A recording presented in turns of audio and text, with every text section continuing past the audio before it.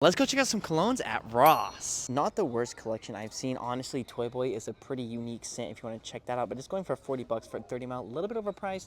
Dolce Gabbana Pour Homme, pretty solid, 60 bucks. Again, I would get it for a little bit cheaper. Versace Pour Homme would be a great grab if it was 20 bucks, but unfortunately it's $40, right? No, $37.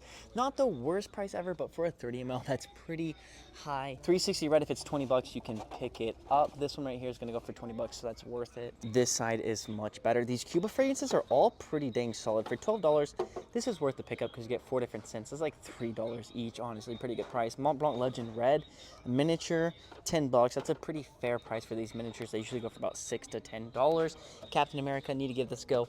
Obsession for Men, not that good. Guest Seductive Homme, pretty solid.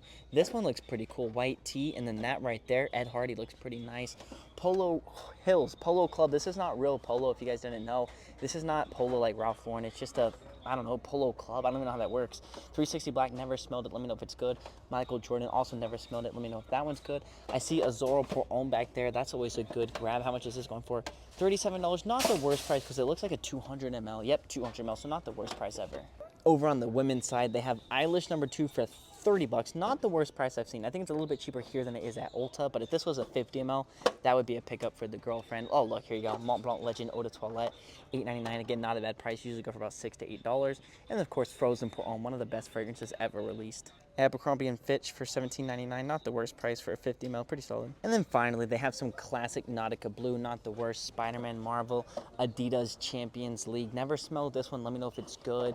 This looks pretty cool. Passion for Men. Would like to know what that smells like. If you know, let me know. And then, of course, Prestige Black. Never smelled it, but for $9, you cannot really go wrong.